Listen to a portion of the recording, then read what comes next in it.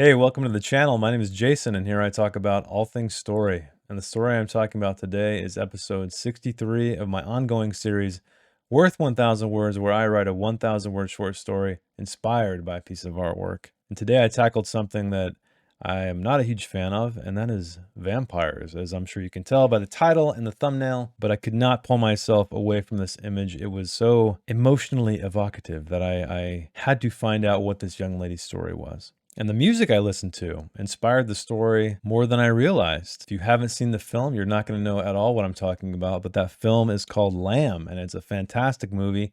Highly recommend you go see it if you're into weird, dark indie films like I am. But the soundtrack was a very beautiful soundtrack, and it is by, I'm going to butcher this. I'm really sorry. I don't speak Icelandic. I don't know how to pronounce the Icelandic language, but I did definitely look it up. I Googled how to pronounce this name and nothing came up. I probably could have dug a little bit deeper, but it is by Toti Guonason. I know that was probably terrible, probably wrong, but go check out the soundtrack, listen to it while you either read the story or listen to me read it to you. I think you will find it very, very fitting. And if you do go see the movie, you will understand how much it inspired this story. Let's check out this week's artwork. This week's artwork is titled Vampire, and it's by a concept artist named Bruce Connors out of the United States. So I have a confession to make.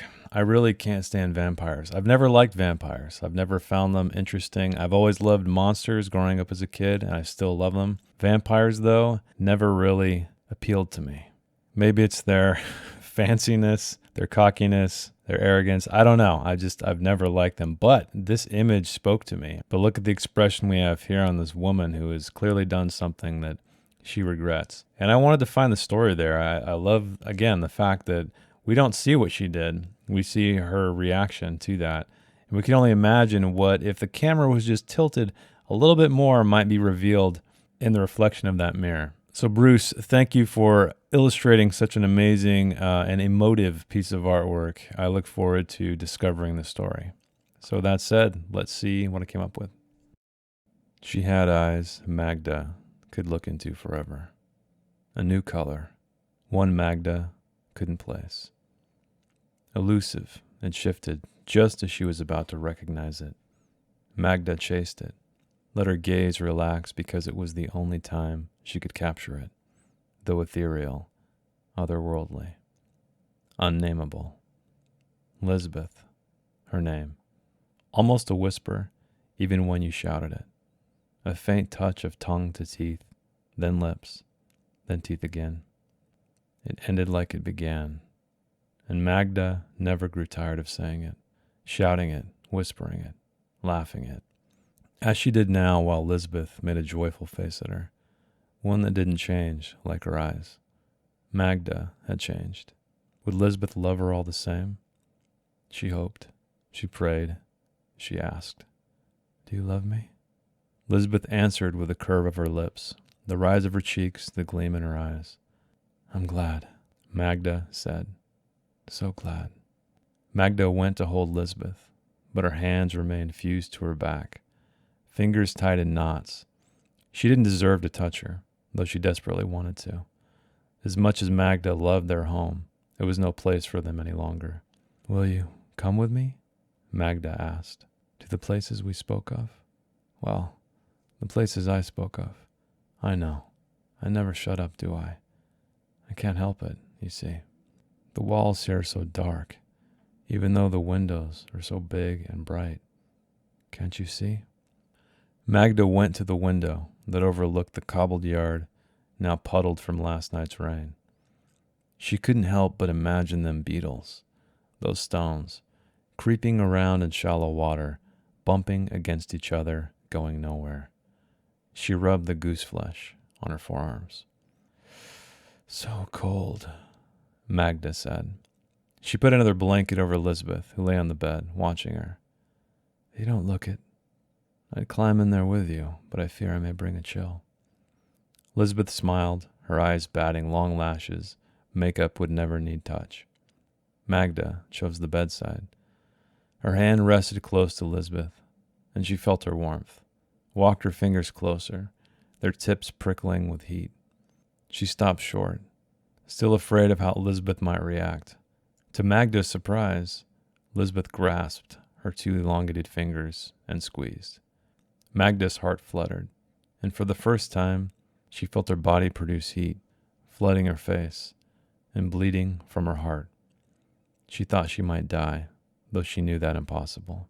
From across the room, Lisbeth could have lied about her love, observing Magda in shadow. But here, in the window's soft light dripping through cloud cover, presenting all her flaws evenly, flatly, plainly, Lisbeth could see her for who she was, what she was. "Do you love me?" Magda asked again, cold cheeks returning where there should be a blush kindle. A conflagration, really. Magda had never been one to hide her emotions, and now was no different. She pulled her hand from Lisbeth's and held it to her bosom. 2 nails scratched her chest, longer than the others. They belonged to the 2 fingers Lisbeth had held. Magda prayed for them to disappear, for Lisbeth to not have noticed, to not have been hurt. My God, had she hurt Lisbeth? Magda hid her hands behind her back again, turning to Lisbeth and her pale hand, which was thankfully, blessedly unscathed. Thank God, Magda breathed, but that breath became pain, and she grasped her throat, then punched her chest when that didn't work. After a time, the thorns around her neck eased. I'm pathetic, aren't I? Magda said. Assuming you love me, go away with me. When you have all this. Rain pattered the window, an unsettling sound. How Magda imagined the legs of those cobble beetles stabbing the ground fiercely. She looked at the nails that had scratched her chest. Longer now, as were the others. She opened her other hand and found the same. Can you imagine forever? Magda asked, fingers spreading across the blanket toward Lisbeth. I've tried, but I cannot, even though it is possible. Now, I want to continue to try, though. Will you try with me? The question that had been tearing her up inside since she'd entered the room from the long night, leaving poor Elizabeth on her own. What a terrible person she was to do such a thing. But it had been for Elizabeth, going out, to provide for her with the only thing she had, her womanhood. Something had changed those plans, with such selfishness. Did Magda now possess that selfishness? Her arms held Lisbeth now, uncaring of her shame. Lisbeth? Magda said. Her name didn't feel right. Magda's tongue was pricked twice, the beginning and at the end. Magda lowered herself to Lisbeth, waiting for the girl to deny her love, her advances. But she didn't. She just looked at her with those spectral eyes. Forever. Magda's selfishness sank into Elizabeth's neck, so soft and sweet and succulent. That succulence was too much for Magda. It filled her mouth, her throat, spilling. Yet still she drank, feeling more alive than she had when she was. Forever, Magda said. She felt it, excited to open her eyes to see if Lisbeth felt it too. Lisbeth was a husk, impossibly small, slathered in red, utterly still. Magda vomited the blood out, over the wound, into Lisbeth's mouth, desperately shoveling it back in. It wouldn't go back in. Magda picked her up, held her as she had when Lisbeth was first born, skin to skin. Magda tore her shirt down, hoping Lisbeth would find sustenance there, find life there. Lisbeth was weightless, lifeless. Magda gently laid her back on the bed and tried to cover her and the blood with the blankets. She only made it worse and abandoned the futile effort, tripping back to where she had first spoken to Lisbeth from across the room, the mirror not cold because her back was colder. Magda sobbed, tasting forever. Point of view was key for this story, I think, because if you pay attention to film as much as I do, you'll know that this is really a point of view shot. So as we know in film, we can't really get inside the heads of characters, unless we decide to do voiceover, which is definitely not, it can kind of be very hit and miss, usually miss. And so what we do is try to focus the camera on the character's face to see their emotion, and hopefully that is enough to convey what they're thinking. And that's exactly what we have here. We have the camera, the virtual camera focused on this woman who is completely devastated. She's clearly a vampire, indicated by her teeth, the blood all over her face that she's recently fed, as well as her fingernails and so. But what did she do? That's what I had to figure out. So it could have been, a lover. It could be a spouse. It could be a friend. It could be all manner of things. And as you know now, I chose her child. And I think that was the main challenge for this thing. And maybe you'll think it's a little bit cheap because I didn't reveal that until the end. However, that was my intention. Obviously, I wanted to have some more impact. And so the challenge there was making sure that it didn't feel like something specific throughout the entirety of it. And maybe I was being a little cheap again. I was almost insinuating that this woman, Lisbeth, that she was talking about was perhaps her lover or friend or something like that. And so in knowing that, I needed to make sure that any reaction from this child didn't give anything away. And so I kept it very open, very vague. There's little hints here and there. Now, I mean, they could work different ways. They don't necessarily have to be indicative of a child, but like providing for her. When I wrote that paragraph or that few sentences toward the end, that was a little bit of a tell. Possibly looking at her eyes. I started there. I feel like maybe I start there too often. Again, we always look at people's eyes. That's usually the first thing that we see, and it gives a lot away. And when you have a child, if you ever have a child, sometimes there is an quote unquote otherworldly aspect about them, especially when they're young. You can't communicate, and you're looking into their eyes, and it's strange. And so I try to capture that there. I'm not a mother, but I'm a father, so I can only imagine the bond is even stronger with the mother.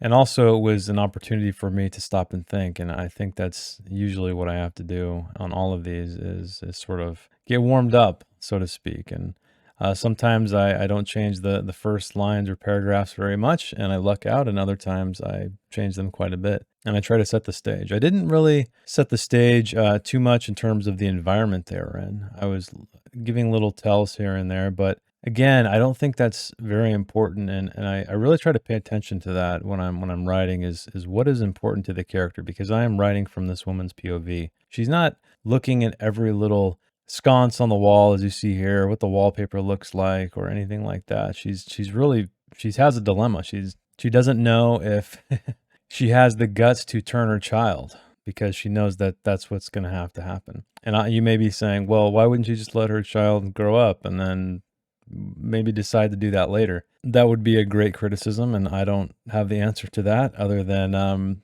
we don't always think in the most logical way when we are emotionally distraught, and I believe she is emotionally distraught at this point. And who knows? Maybe she wanted to have a baby forever. I don't know. I think these are all ideas that I could have, put into the edit. Maybe that would help the reader have that aha moment at the end, rather than it feeling like I pulled a fast one on them. I don't know. It's a flawed story. What can I say? They all have their flaws. And so because this child never spoke, or this person, you don't necessarily know it's a child, it was almost like a dialogue with herself. Once I read the story, I really regretted naming her Magda, because I had to record the reading twice because I kept saying Magna for some reason. Magda, just I was having a difficult time with. So another thing to consider if you are a writer is to read your stuff back to yourself. You will be very surprised at how many things and how many ways you phrase things can be extremely difficult to say. Grasp is notoriously a difficult word to say. So anyway, yes, back to the conversation with herself, and that's what I had to do. It's a lot of people, they are speaking, and I think this is one way. It's an interesting solution if you're ever stuck with somebody who's in a room by themselves, or maybe addressing an inanimate object, or a child in this instance. You can still have a quote unquote dialogue. It's not really a dialogue, it's more of a monologue, but it could feel like a dialogue because someone is addressing someone else. They're not just speaking to themselves, even though in reality they are. But I find myself quite often, and I don't know why this is, but maybe it's because I write a lot of post-apocalyptic or sci-fi kind of dystopian stuff, but that characters find themselves alone. And so inevitably, it becomes difficult to create interesting scenes or conflicting scenes sometimes that way. So I think that's kind of a good way to express character. It's something we all do. I mean, we all have talked to ourselves from time to time. We've all addressed inanimate objects from time to time. So don't let it feel don't make it feel like or don't let it make you feel like you're making an insane character. There's a line, of course, so you don't want to pass that line, but I think you get the idea. And so I played with this idea of forever because I wasn't sure how long it was going to be for me to reveal the fact that she's a vampire. I was sort of dragging it along quite a bit. The first, I guess, big hint was when her fingernails were growing. And then obviously when her teeth grew, and then it's just completely revealed when she bites into Elizabeth's neck. But I like the idea of less about the monstrosity that she's become, right? The physical abnormalities that she has to deal with, but it's really the idea of forever and comprehending what forever is, because we sometimes romanticize that idea, and I think that's the appeal of vampires, is that you can live forever, because we all know we have a finite amount of time on this earth, and so that prospect is very alluring. But actually comprehending it, I don't think we can quite do that. I mean, we have people arguing about the age of the earth, and I know a lot of that is driven from ideology, or I should say religion more specifically. But there's so many things. I mean, just to comprehend like what 4.3 billion years is, which I believe is the proposed age of the earth. That's insane, considering we, at best live 100 years, very, very small percentage living beyond that, and even more so living under that. And so I think that was a good starting point for me, because the psychology of it is more important than the physical manifestation of what a vampire is. And I mentioned this when I talked about the artwork, but vampires just really don't interest me.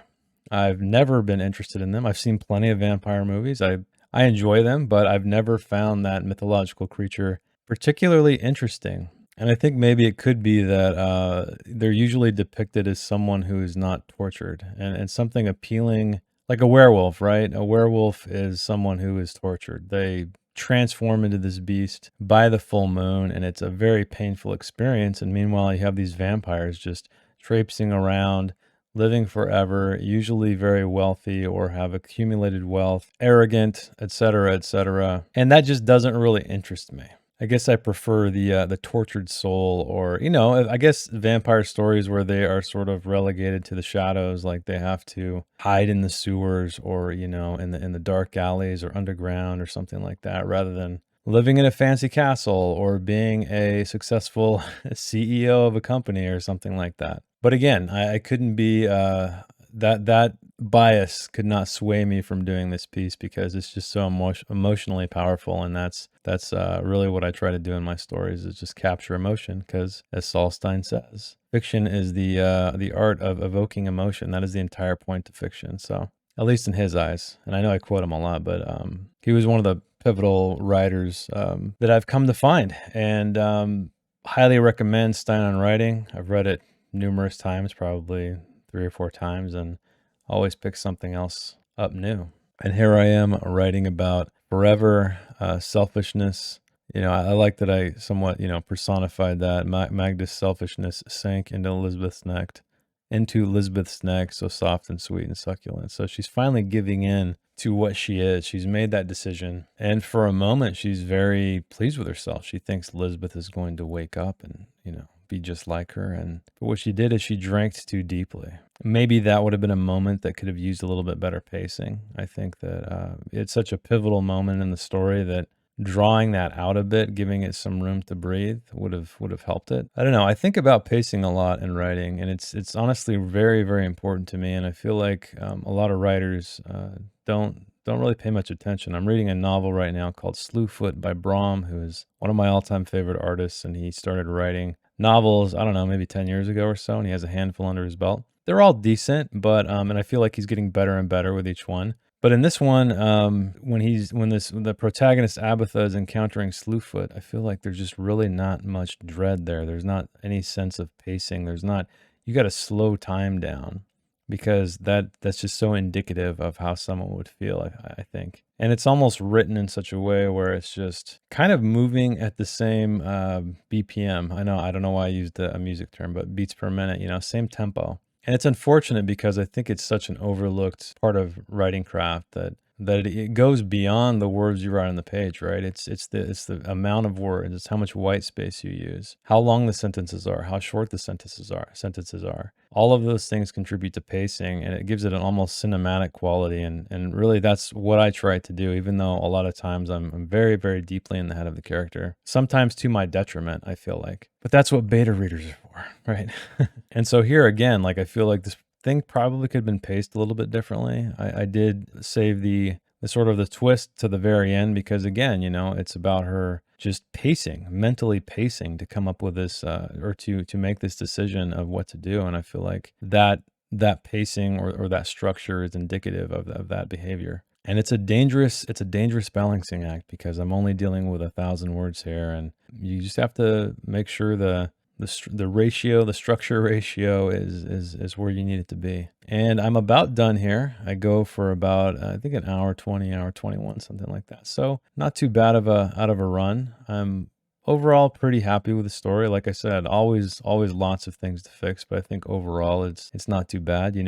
Maybe having some more hints that she's a child early on probably would take a little bit more time to really consider and weave in there, but I think that would be one thing I would definitely change. Possibly the pacing toward the end, slowing it down quite a bit when she finally bites into her neck. But I don't know. I mean, sometimes I feel like abrupt things are powerful as well. It just needs another set of eyes. So if you've heard this story, I'd love to hear your feedback. I'm always trying to understand what I can do better. And now we're wrapping it up. Welcome to the End Reviewer. I'm so glad you made it. This is where I talk about my final thoughts, what I liked, what I didn't like, maybe what I learned. And I think I spoke a lot about this in the writing section, as I normally do. I ramble quite a bit there, and I try to distill it down a little bit for this end piece. So what did I like? I like the fact that I came up with an idea that was more interesting than a vampire woman killing her lover.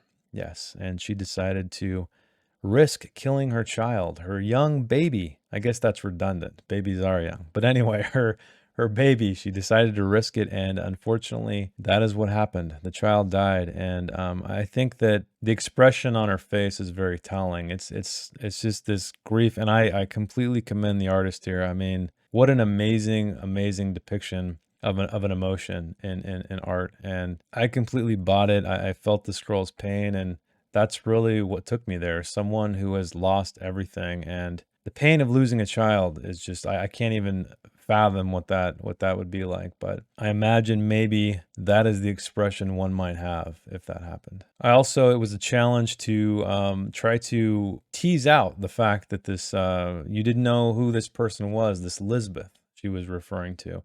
Maybe at the beginning you think it's her lover, a sister, a mother, a friend, something like that. And it was a challenge creating a dialogue with one person. So essentially a monologue, but because there's someone else being addressed in the room, and it is almost a dialogue, I guess, in that the responses are through facial expressions and things like that. And I decided that really she was just talking herself into this whole thing, as we sometimes do, aloud as well. I'm sure I'm not the only crazy person out there who has spoken aloud to themselves or addressed an inanimate object who can't respond, or a baby, for instance, who can't talk back. So I think sometimes it's a very common way that we can work through our problems, right? Sometimes just speaking it aloud. I know when I concept stories a lot, at least when I used to have to commute to work, I would record myself speaking aloud, the ideas, just my thoughts out loud. Now that I don't commute anymore, I tend to write these things out longhand in a notebook, just literally my thoughts on the page, not trying to bullet point anything, not trying to polish anything up, but just what if this? Oh, and then this happens, and what if this happens? And then, oh, that'd be interesting. Well, what about this? I literally write all that out. Something I read a long time ago, and this is more about how people write their drafts longhand, which I would probably never do. That would endlessly frustrate me. But what I gleaned from that idea is the fact that you think much more quickly than you write. So I'm a pretty fast typist, and so I inevitably find myself stopping. Right, my hands will catch up with my thoughts, and I will just completely stop. Whereas if you're writing longhand, It's so much more slow. And if you're anything like me and rarely ever write with a pen or pencil, it's excruciatingly difficult. It can be painful after a time. All of my writing musculature, my muscle memory has atrophied, and so I have to slow down a bit, and that allows my brain to just always stay ahead of my writing. So if you're in a situation where you're staring at a blank page a lot or trying to work something out, try to write it longhand. I'm a huge fan of efficiency, though, and that's why I always gravitated toward the keyboard. But in instances where you're trying to figure something out, sometimes that's the way to do it. And I talked about pacing a little bit in the writing analysis. And that's one thing that I think I more or less succeeded at here, in that the decision making or the waffling, the dilemma she's having, the conversation she's having with herself takes up a good 3/4, if not more, of the entire word count. And that allows things to be drawn out completely, because you know what the artwork looks like, you know what is going to happen. You don't know how it's going to happen or who it's going to happen to necessarily. And so I wanted to tease that out as much as I could. But speaking of pacing and things that I could probably fix, I think the moment when she does bite down and realize that she's killed her daughter, that could have possibly taken longer. Maybe because she's been contemplating forever, quote unquote, for so long, that I could have given that aspect of it more weight. I'm not sure.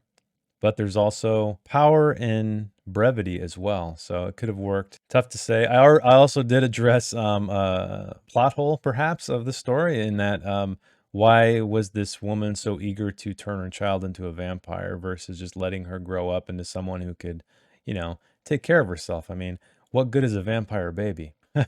Probably no good. But my justification, or my terrible reasoning, would be that she's not in her right mind, as we rarely are. I know a lot of people, when they watch horror movies and people make stupid decisions under pressure, they just, they're sitting back on their couch and they're mocking them and ridiculing their actions. However, we do not think logically in situations like that. And I guess I could have created a ticking clock in the scene. Maybe someone was coming in to kill her or something, and maybe she thought that, turning the baby would protect her from the bullet.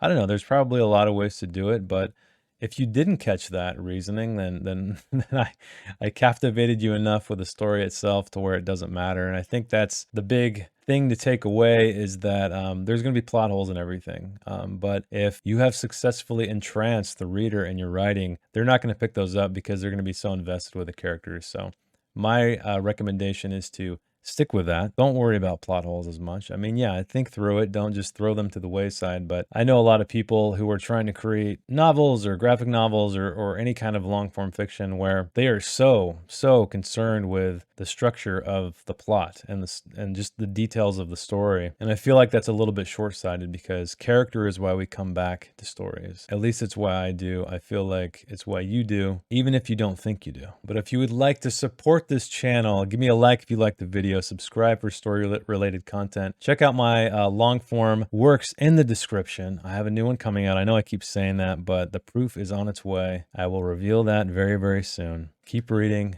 keep writing, and I will see you next week. Thanks. Bye. If you'd like to read the story in its non-video format, check the link in the description. I didn't edit anything else, promise. Thanks again.